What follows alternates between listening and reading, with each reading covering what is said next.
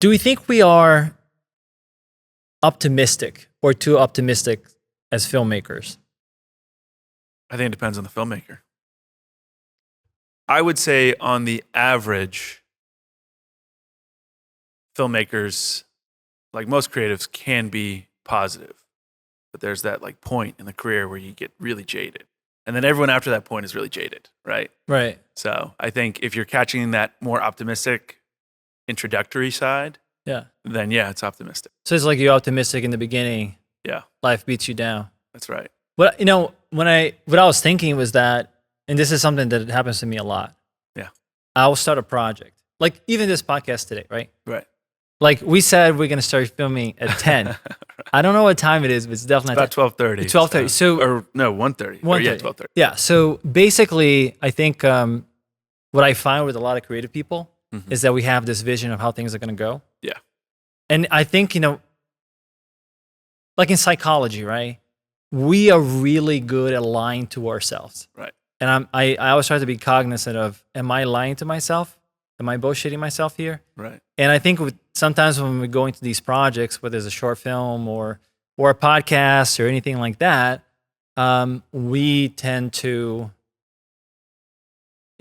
tell us, it's not going to be that long. It's just going to be a little thing. And before you know it, there's 5 cameras, lighting, there's a crew here. You know what I mean? Like, do you find yourself getting to that? Well, so I feel like creativity is intrinsically tied to imagination. Yeah. Right. So we're imagining something that doesn't exist. So, under under those conditions, you do have sort of the perfect makings of being optimistic or just being like unrealistic, right? Because again, you're creating something that doesn't exist. It's not real. By definition, you are not realistic. Right. Because you're creating something that's exactly. not real, So right? it does seem like, again, intrinsically entwined. Yeah, I find that a lot of times, because I started documentary films that I didn't finish. And I don't know how you feel about it sometimes, but it's almost painful to look at the footage for whatever reason it may be. Like I feel some type of pain, either because, most people, like they'll look at a picture, right? Or they'll look at, I don't know, a video that they took of their ex-girlfriend or whatever. And when you viewing that, you're kind of remembering everything. Everything is coming up because of those images. Right. And when you have to edit something that you worked on 2 or 3 years ago, I don't know if you're the same way, but like I start reliving this shit from 2 or 3 years ago. And it's almost painful to, to look at that. Do you find that you ever, or it's just See, an I feel problem? like you're further along than I am because I don't take too many creative risks. Yeah. Unfortunately. Maybe you're smarter. That's what it is. No, I mean, I think it maybe there's validity in my approach, but I feel like it's more of just that procrastinating bug of overthinking it, of just being like, oh, well, conditions aren't perfect, so I don't even bother. And I think I out of my peers, out of a lot of the people that I work with, they tend to be sort of surprised that I've not done my sort of independent narrative project yet. I'm not done either a short film or really anything. I've just always kind of made an excuse. Now's not a good time. So, well, I think like one of the reasons why I want to talk to you. yeah. Well, there's a few reasons, but I felt that like we kind of connected in a way because I think you're a very intelligent guy. Thank you. And I think that because of that, you may be suffering from the same problems. I'm not trying to call myself intelligent, but no, we kind of have the same problems, like which is the overthinking and the procrastinating. And it's weird because it wears ugly head in a different way. I think for me, it was more like I will take the risk, right? But then sometimes on the business side, I would let things slide a little bit. And that would be the things that like, well, I don't want to worry about that now. I want to worry about this amazing story that I want to tell. I got this amazing location. I want to push until it breaks. It almost seems like it's the other side of the same coin, right? Well, and that's what's funny. As you were talking, I was thinking about I'm the flip. You're the flip, yeah. I'm like, I pour a lot of my focus and attention and intensity even sometimes creativity into the business. And again, kind of what I'm doing is a hybrid of sorts.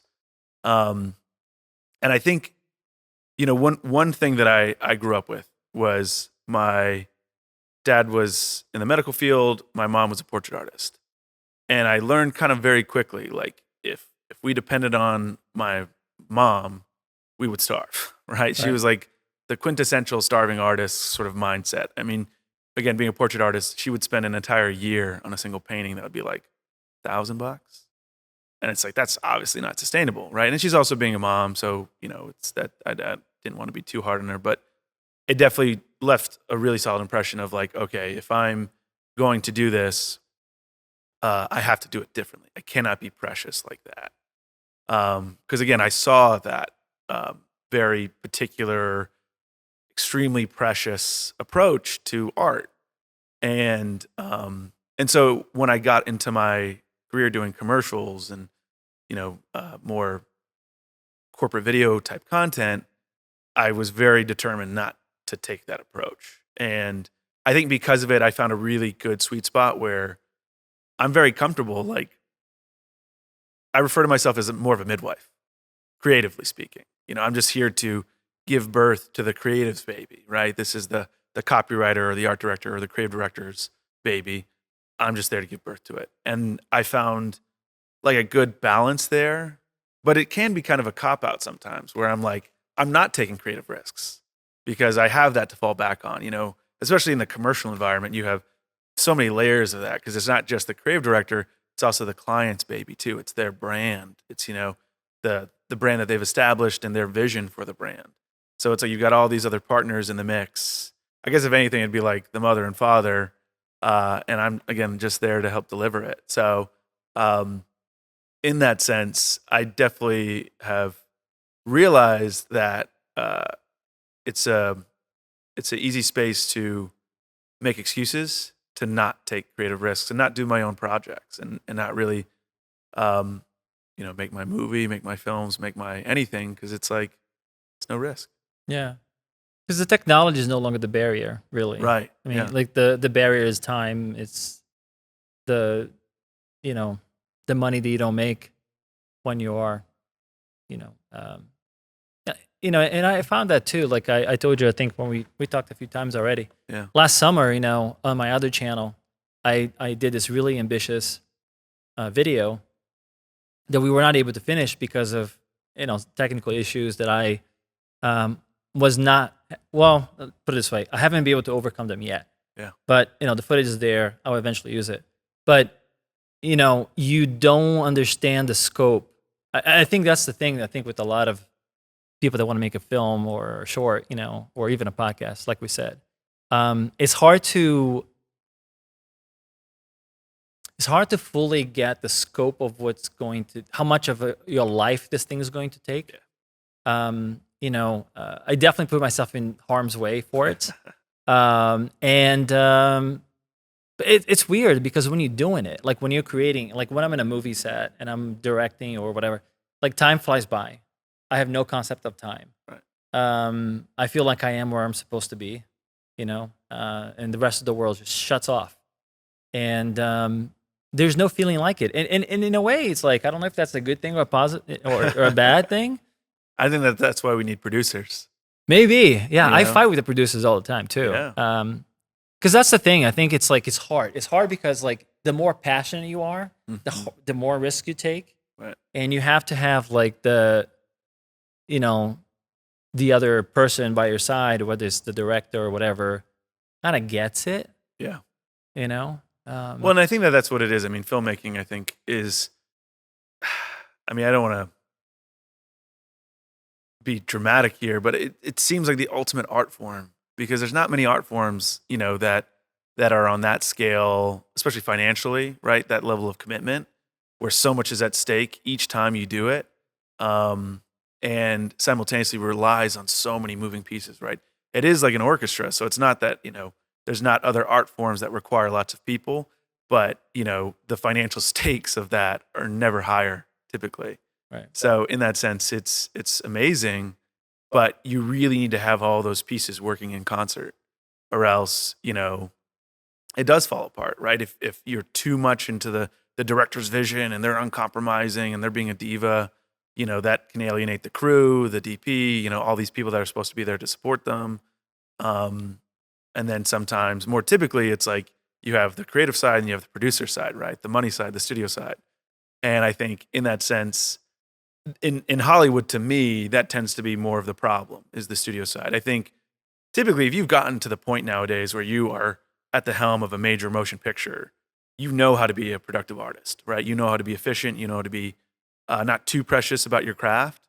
One would hope, but we're seeing examples that's not always That's the true. case. That's true. But I do think, like, you look at the big ones, right? You look at Denis Villeneuve and Christopher Nolan, and Christopher Nolan tends to shoot ahead of schedule, which is, to me, that definitely left an impression on me when I was first starting my career of like, oh, wow, it can be done. Because you hear those horror stories of like directors getting lost in their craft and on these films and being out, away from their families, and they come back to a divorce letter and, all these things.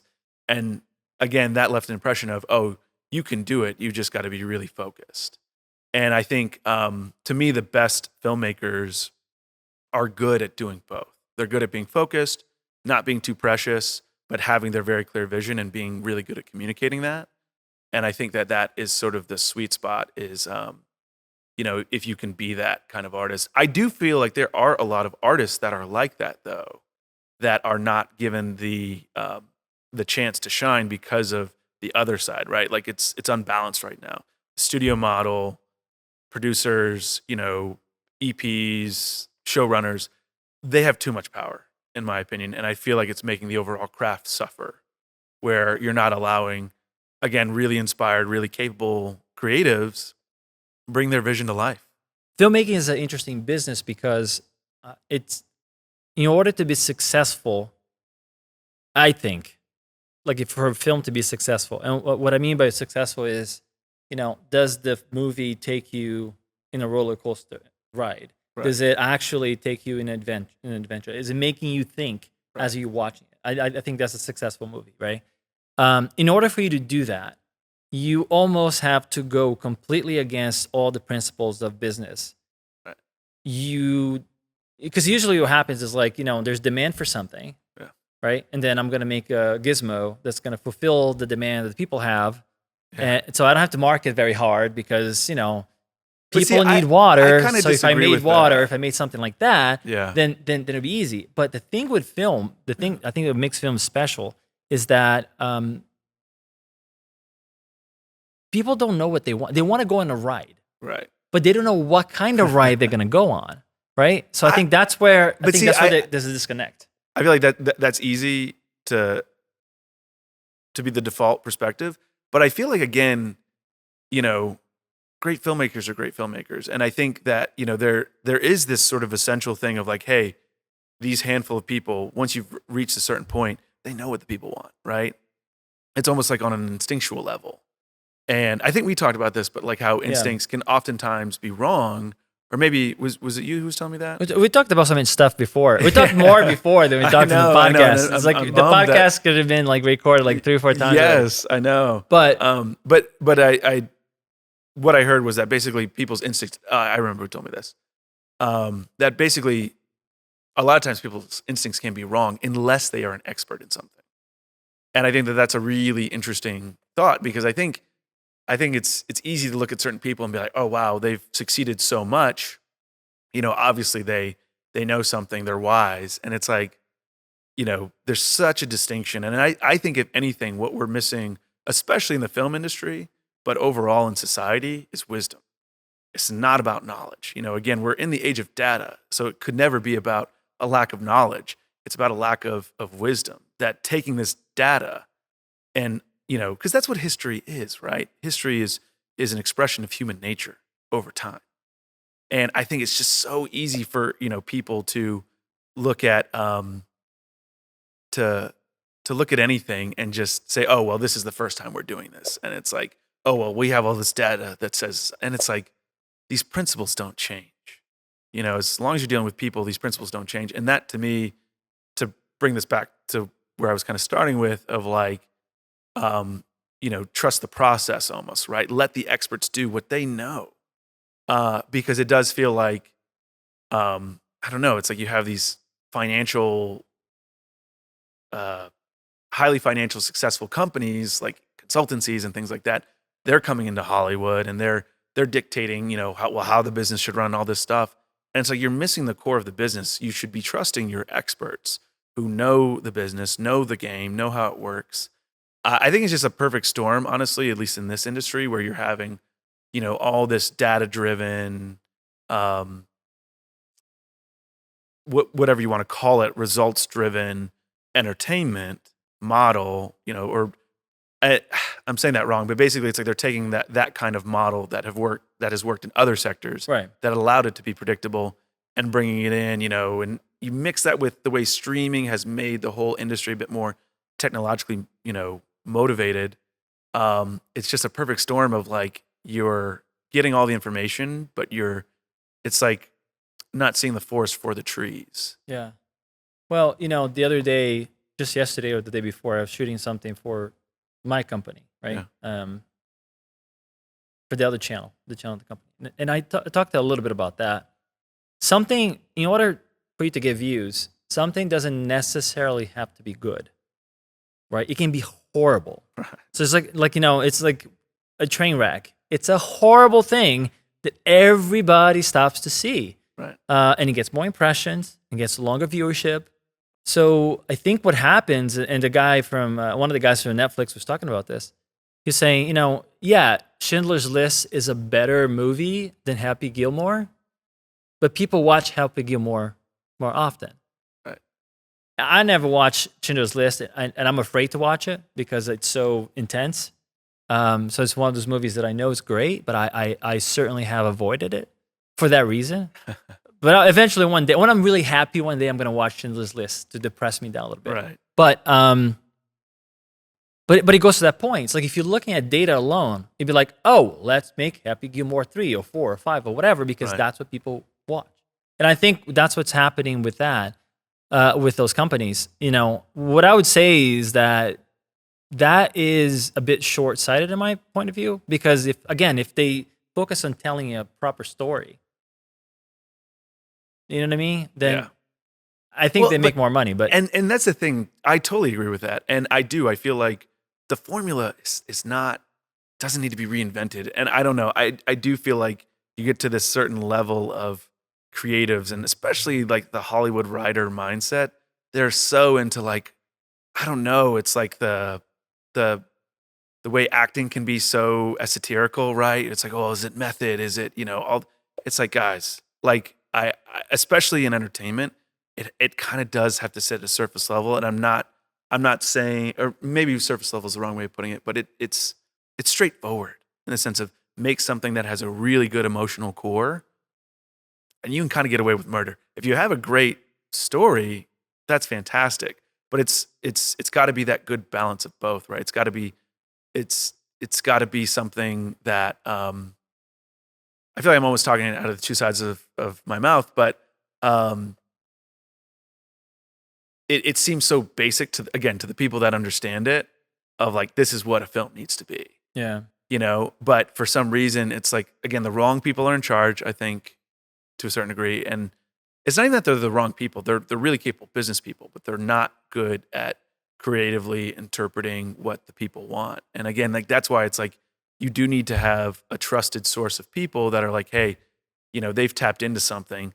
Let's, what do you want to make? What kind of films do you want to make?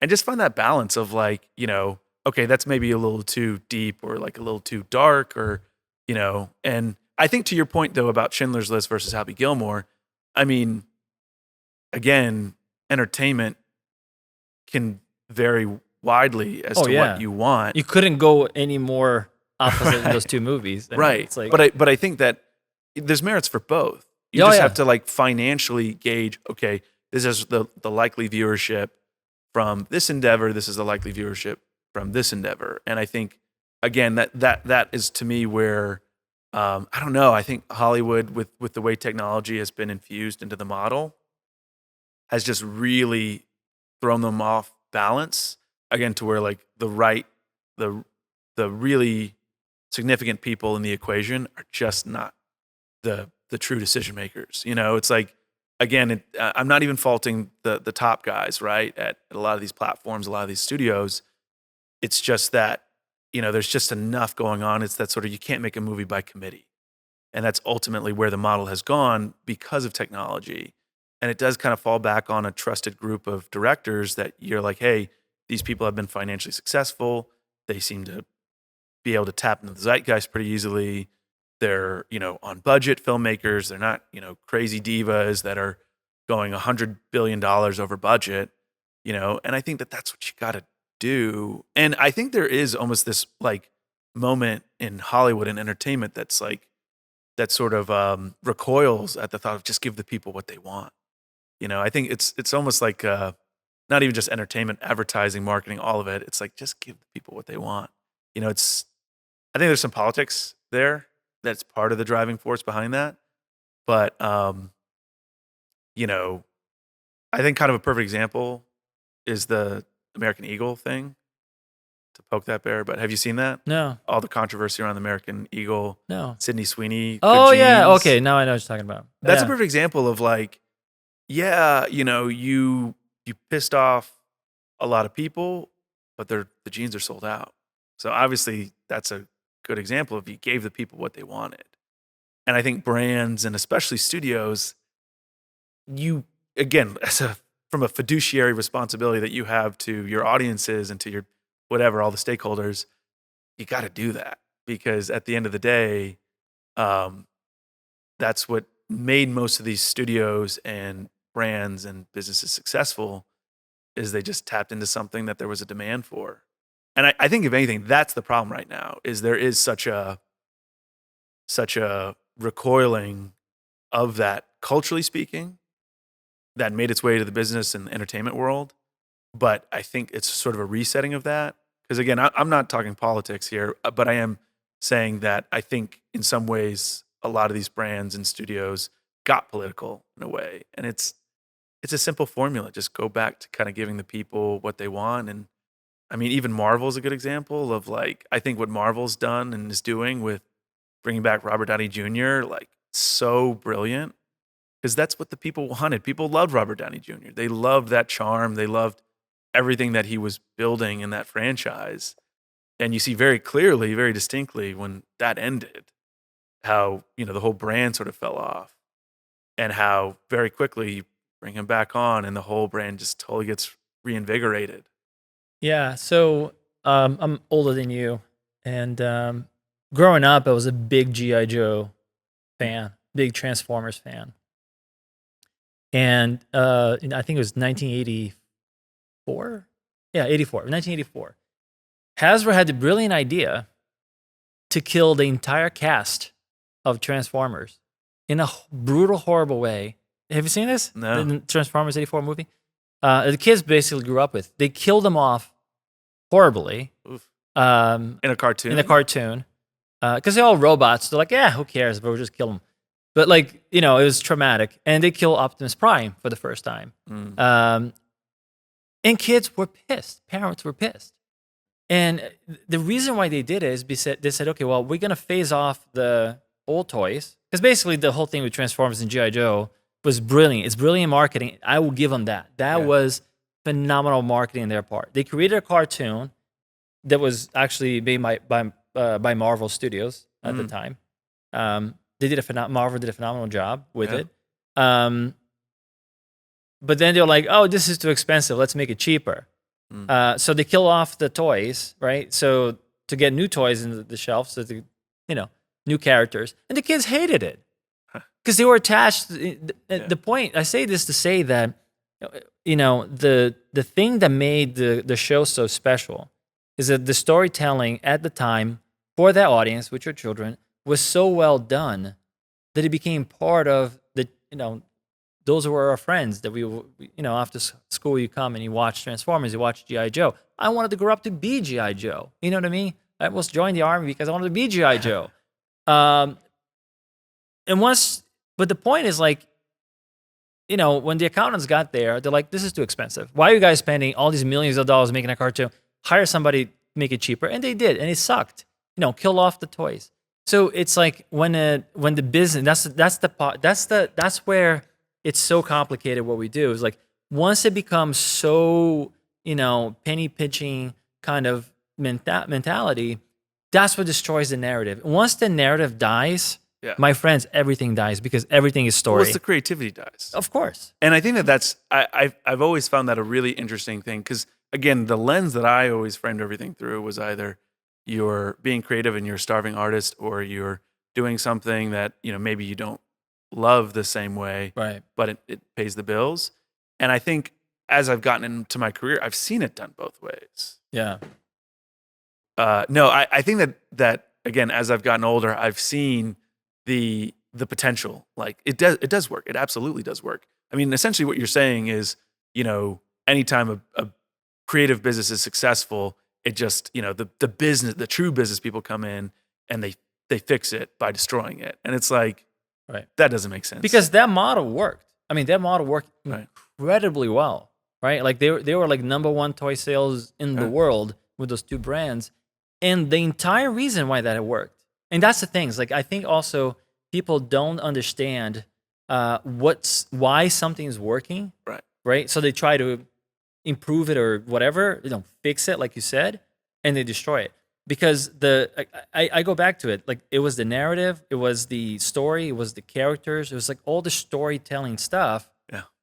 And that made him a lot of money. So Right. it can be done. Now, do we have the budget of a toy manufacturer to create a cartoon Right. and wait on that for like a year so kids fall in love with it and then you can sell merchandise? Probably we don't. But that model does work. And I think to me, what more of what you're saying in a lot of ways is that, like, again, having a business that's run off of creativity first and sort of commerce second, right, is totally doable. I mean, that's literally the basis of Hollywood, right? But I feel like, again, unfortunately, due to data, due to tech, and a lot of these other things, you can reframe the data to basically say, oh no, we need to strip this down. No, this actually isn't as profitable as it should be, which leads me to the next thing, which is that private equity asset stripping mindset. That's all that is. yeah. You just come in and we're gonna bring costs down and jack prices up, and for a couple quarters we're gonna look amazing. And that's just not a sustainable model. And this is what I think will perfectly lead into AI. Yeah. It's the same kind of mindset, although it's much broader. And I think that that's the interesting thing that a lot of people don't see. It's funny how AI has sort of really gotten a lot of attention in the creative world about how it's disrupting the creative world, videography especially, and film. And it's like, man, if you can disrupt that world, all these people that work in Excel spreadsheet, they're cooked. They're screwed. And which is like the vast majority of service industries out there. Most people just work on a computer and they analyze some data and they punch numbers in. And, maybe you got some interpersonal relationships through sales, but outside of that, I mean, most stuff can basically be done by AI very, very soon. And I think that is the ultimate example of that private equity asset stripping mindset of just like, no, we can do it for cheaper. We can do it for less. But it's so short-sighted and it's so unsustainable. And I think that is such an interesting moment in time. Again, going back to the wisdom part, is it's like, guys, it's so obvious, but it's so interesting to see the business world right now, the way like AI stocks are driving the entire S&P and the entire, US stock market. It's like, it's so crazy. But again, that's just how that system is built right now. It's not built on good fundamentals. It's built off of a quick buck. It's built off of like, oh, well, as long as these general markets exist, the nuances of it don't matter. And it's like, of course they do. Again, this is just another expression of human nature on a very broad, on a very large, very massive financial scale. But it's so short-sighted to have that kind of mindset and approach all of human civilization like that. And that's exactly what's happening. And again, it's interesting the way that the first battlefield in a lot of ways is the art, is creativity. But I think in some ways, I don't know. It's like maybe there's the conspiracy theory in me, but like it feels like that's almost meant to send a message of like, well, we can do this, we can do everything else. Because in the stream of difficulty, like yeah, creativity sits at the end, in my opinion. Yeah, maybe you have some advanced technological applications of it, but like creativity, if you can replace filmmakers, if you can replace artists, again, everyone else is cooked. No, and I think you and I have different views on that, because I don't know if.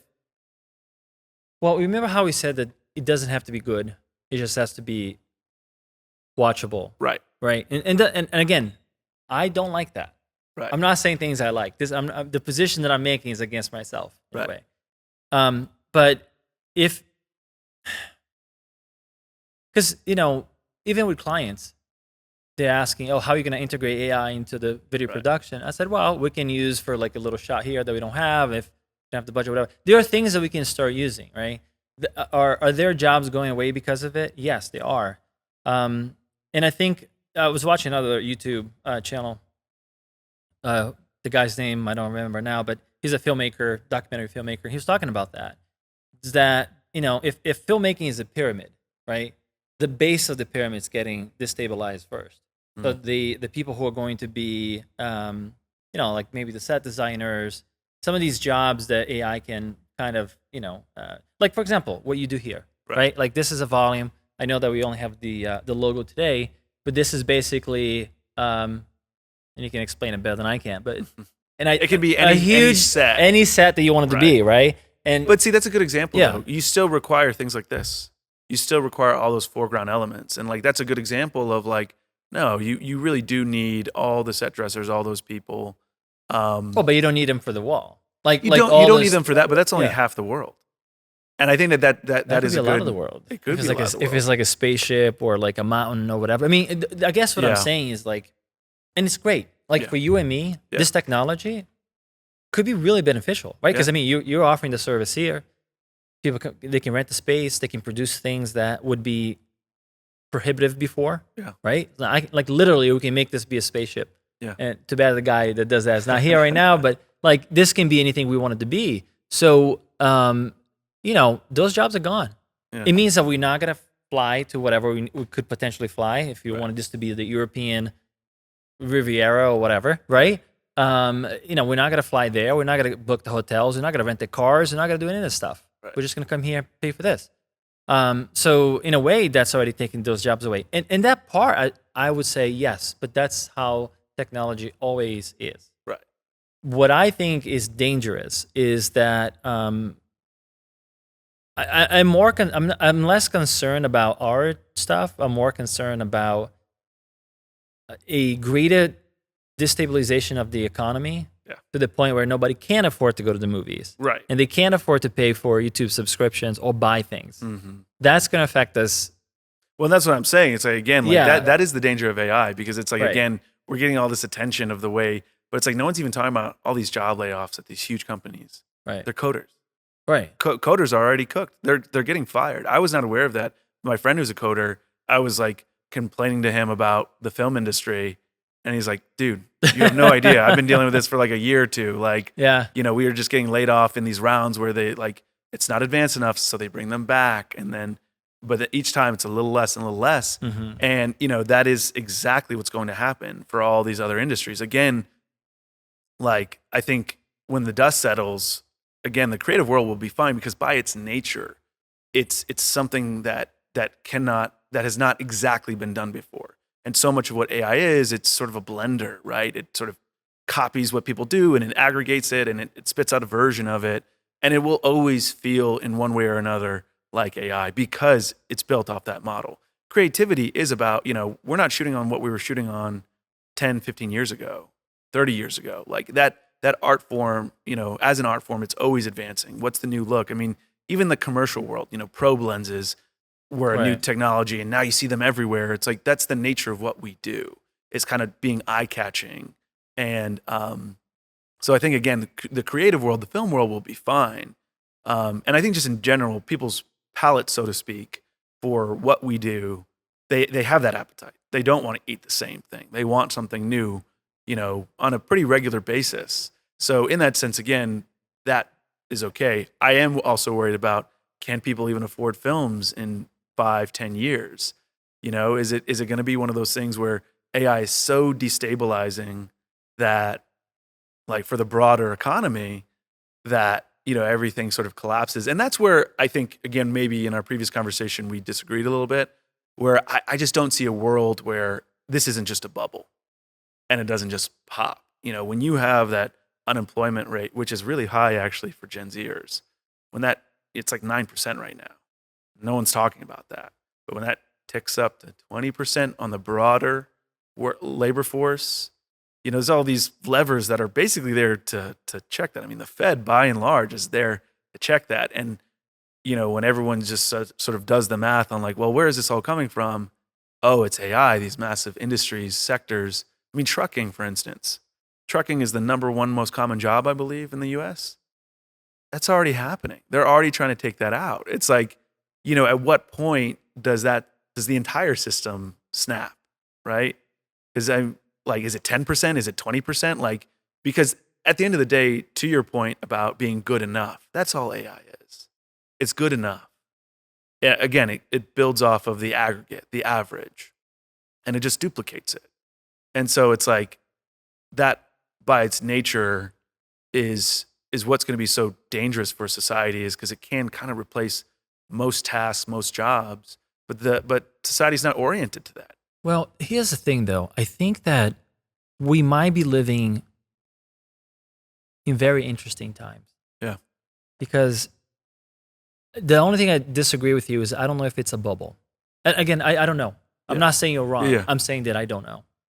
I'm not convinced either way, because if this thing can keep growing at the rate that it is growing, getting smarter at the rate that's getting smarter, and we can say, we can sit here and say all these guys who are saying the shit on YouTube and on TV, they're all full of crap. They just want to pump up their stocks and then they're gonna dump the shit. That could be true. That's what I'm saying. I'm not convinced. But if it is true that, because these two things could be true. It could be true that they are pumping the stock to use that money to invest even heavier on this technology. I think they believe it. I think that they like, at the end of the day, it just goes back to what I was saying this whole time. Wisdom. They're not seeing the forest for the trees. Everything that they're saying is true. I think that they believe that. I think that they're like, oh wow, this is just like the internet, the way it's going to boost productivity, all these things. It's all true. But it's also true that it's going to completely destabilize the economy. Yeah. Well, can we go forward 35 years into the future? Yeah. I will say, I don't know. I don't know. That's what I'm saying. Like, so the thing is, point. like, if we're thinking like this technology today, or like 5 years from now, or 10 years from now, that's still a very small window of time. Yeah.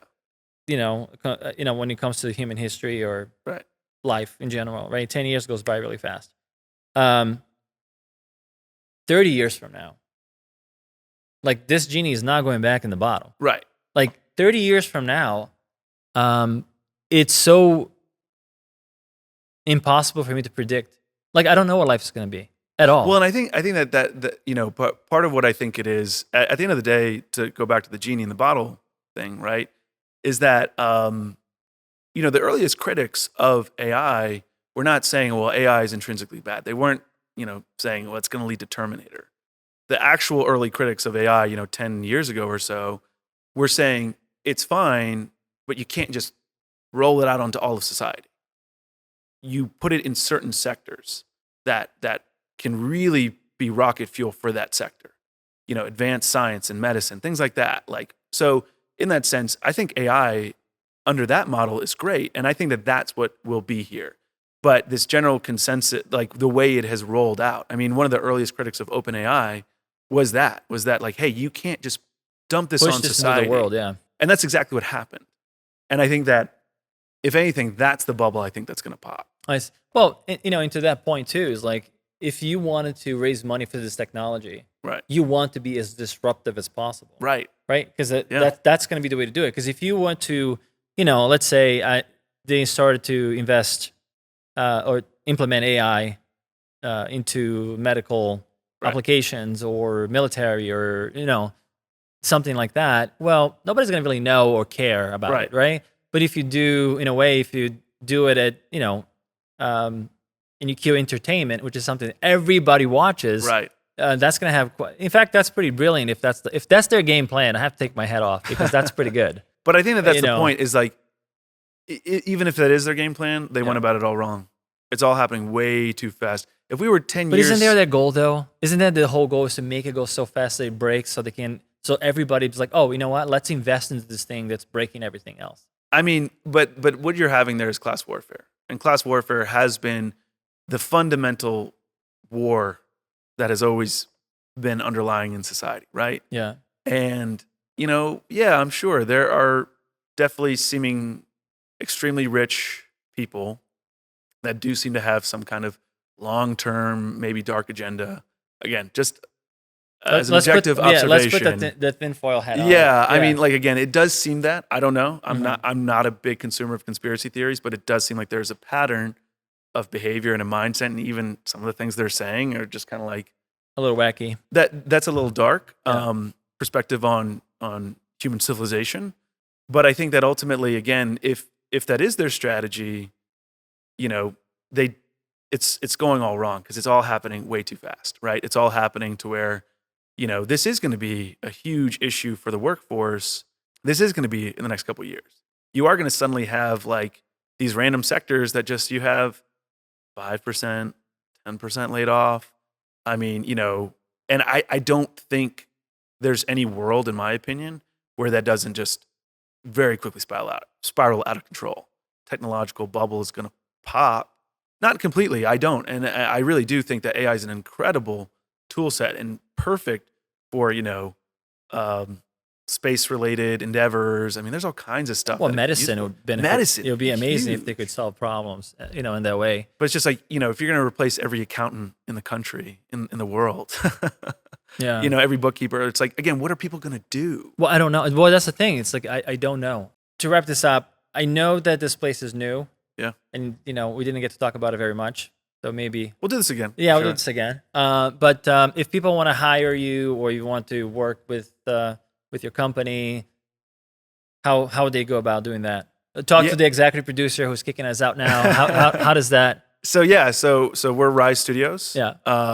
This is our space here in West Midtown Atlanta, and we do commercials, we do branded content, we do social media content, pretty much content of any kind. And now we have this amazing partnership with Form Studios that does LED wall volumes with robotics and pretty much any kind of project that you might have, commercial project or even film promos or something like that. That's what we specialize in. Awesome. Well, listen, thank you for allowing us to do this here. Yeah.